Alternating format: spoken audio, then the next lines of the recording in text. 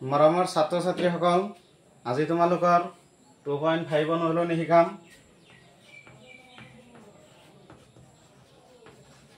অনুশীলনী 2.5 তেৰে 1 নম্বৰ গণিতত আছে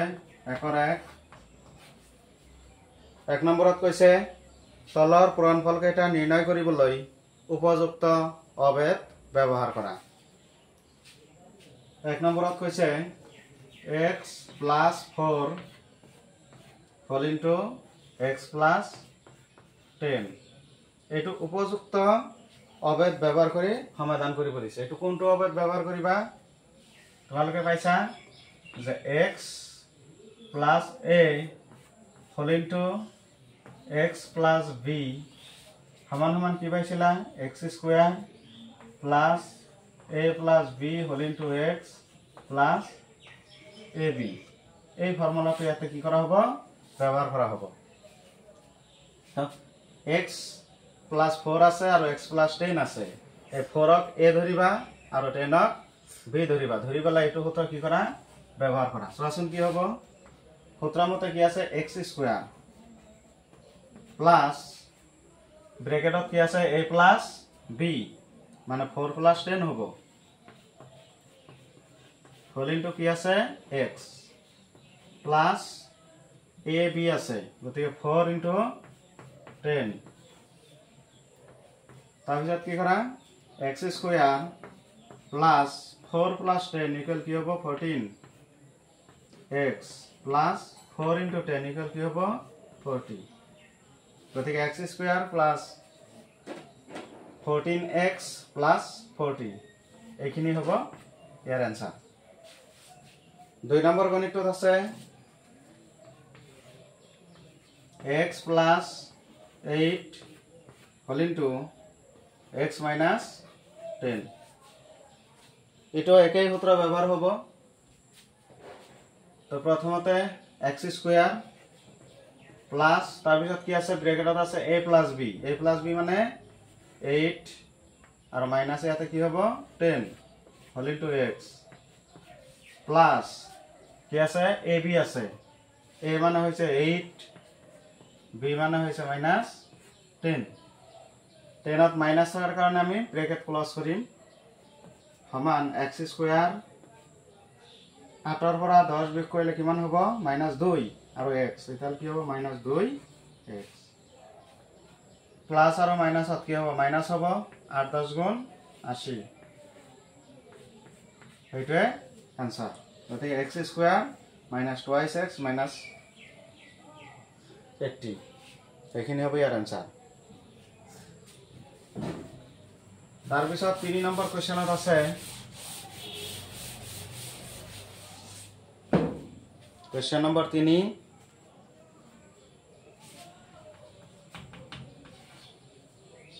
3x plus 4 whole into 3x minus 5 এইটো হে একেই সূত্ৰ ব্যৱহাৰ হ'ব যে x plus a whole into x plus b equal x square plus a plus b whole into x plus ab এইটো সূত্ৰ কি কৰা হ'ব? ব্যৱহাৰ কৰা হ'ব। x square আছে, x square মানে আমি কি ধৰিম? x মানে হৈছে 3x square plus ব্ৰেকেটত আছে a plus b a মানে হৈছে 4 b মানে হৈছে -5 whole into x আছে, x মানে কি ধৰিবা? 3x plus ab আছে, a মানে হৈছে 4 b মানে হৈছে -5 equal 3x square আছে, তেতিয়াহ'লে 3 3 গুণ 9 x square 9x square হ'ব।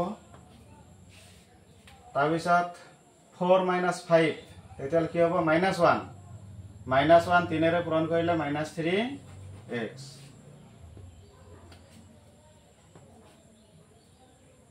প্লাস আৰু মাইনাসত মাইনাস 4 5 গুণ কি হ'ব? 20 এইটোৱে আনসাৰ। তাৰপিছত 4 নম্বৰ অংকত আছে y square plus 3/2 whole into y square minus 3/2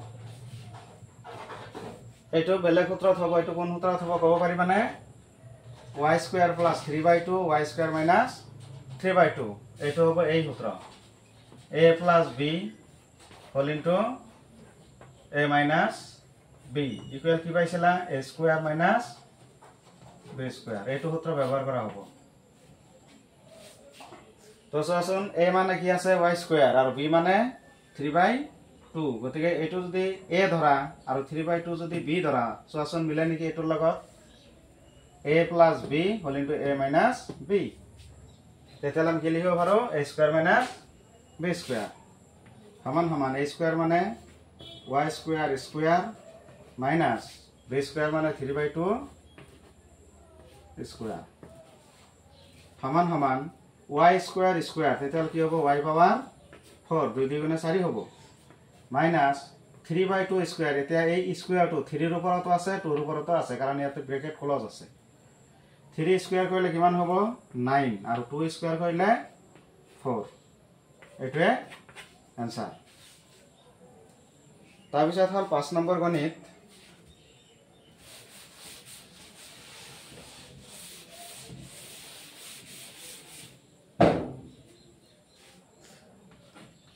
पाँच नंबर गणितत আছে 3 minus 2x whole into 3 plus 2x এইটো কোন সূত্ৰত হ'ব ক'ব পাৰিবানে এইটো হে একেই সূত্ৰ হ'ব অলপ আগত যে কৰিলা a plus b whole into a minus b equal a square minus b square এইটো সূত্ৰ ব্যৱহাৰ হ'ব এইটো অংকত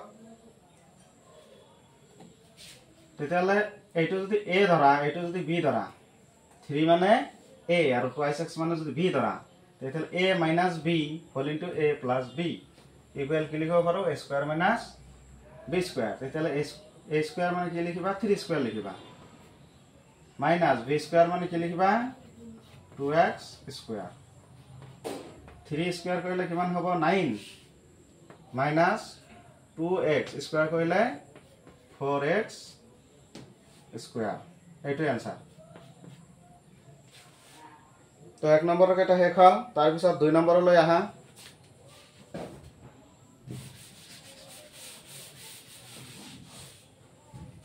দুই নম্বৰত কি কৰিব দিছে প্ৰত্যক্ষভাৱে পূৰণ নকৰি তলৰ পূৰণফলসমূহ নিৰ্ণয় কৰা ইয়াতে প্ৰত্যক্ষভাৱে মানে ডাইৰেক্ট পূৰণ কৰিব নোৱাৰা এটো সূত্ৰ প্ৰয়োগ কৰি পূৰণ কৰিব লাগিব দুই এক নম্বৰত আছে 103 পূৰণ 107 এতিয়া চোৱা 103 আৰু 107 পূৰণ কৰিলে আমাৰ आंसरটো বাহিৰ হ'ব কিন্তু ইয়াতে ডাইৰেক্ট পূৰণ কৰিব নালাগে কাৰণ ইয়াতে কৈছে প্ৰত্যক্ষভাৱে পূৰণ নকৰি পূৰণফল নিৰ্ণয় কৰা ইয়াতে তোমালোকে যে কিছুমান অবেদ পাই আহিছা সূত্ৰ পাই আহিছা এই সূত্ৰবিলাক প্ৰয়োগ কৰি পূৰণ কৰিব লাগিব 103 কি লিখিব পাৰা 100 যোগ 3 হল ইনটু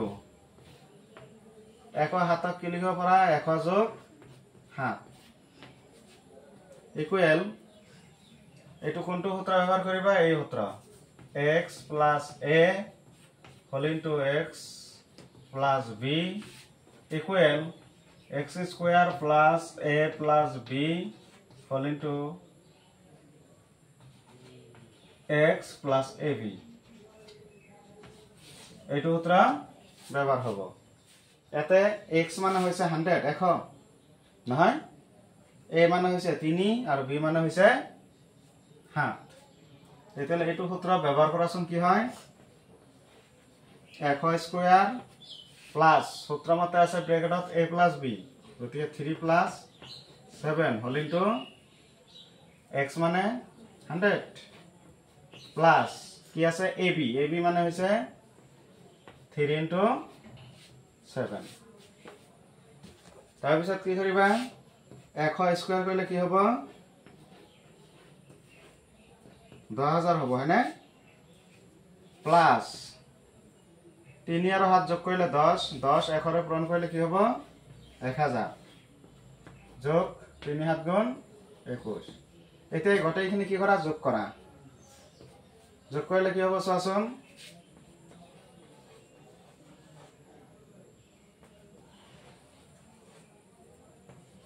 গোটেইটা যোগ কৰিলে কি হ'ব 1 2 0 1 1 তেতিয়াহ'লে 1102 এইটো হৈছে ইয়াৰ আনসাৰ ঠিক আছে তাৰপিছত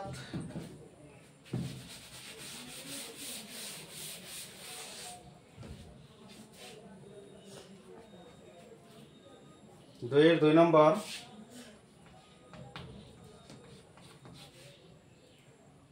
95 into 96 আছে তো এইটো কি কৰিবা 100 minus 5 লিখিব পাৰা whole into 100 minus 4 লিখিব পাৰা 1 ৰ পৰা 5 বিয়োগ কৰিলে 95 আৰু 1 ৰ পৰা 4 বিয়োগ কৰিলে 96 এটো একেই সূত্ৰ প্ৰয়োগ কৰা ইয়াতে x স্কয়ার মানে 100 স্কয়ার প্লাস ব্র্যাকেটত কি আছে a plus b a মানে হইছে -5 আর b মানে হইছে -4 whole into 100 plus a into b আছে a মানে হইছে 5 -5 আর b মানে হইছে -4 সসন x square plus a plus b whole into x plus ab এটো সরল করা 100 স্কয়ার করলে কি হবে 10000 হবে -5 আর -4 -9 -9 100 এ পূরণ করলে কি হবে 9000 হবে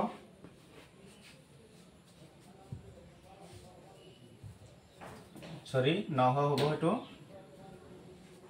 তাৰপিছত প্লাস 5 4 গুণ কিমান হ'ব 20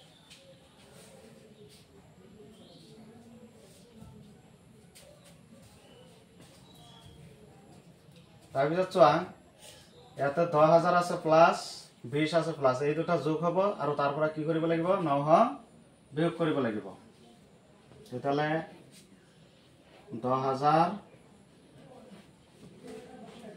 এটো বিয়োগ কৰি দিয়া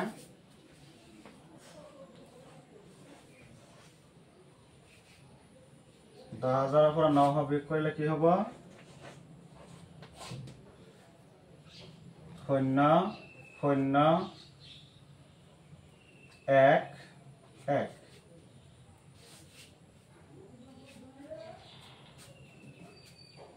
10 ৰ পৰা 9 বিয়োগ কৰিলে 1 আৰু ইয়াতে থাকিব 9 9100 আৰু তাৰ লগত কি কৰা 20 যোগ কৰা 20 যোগ কৰিলে কি হ'ব 0 2 1 9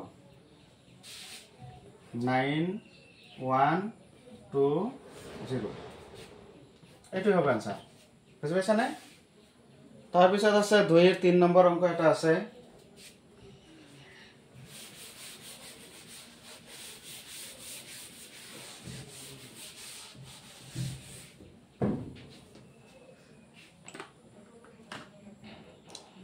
দুই এর 3 নম্বরত দিছে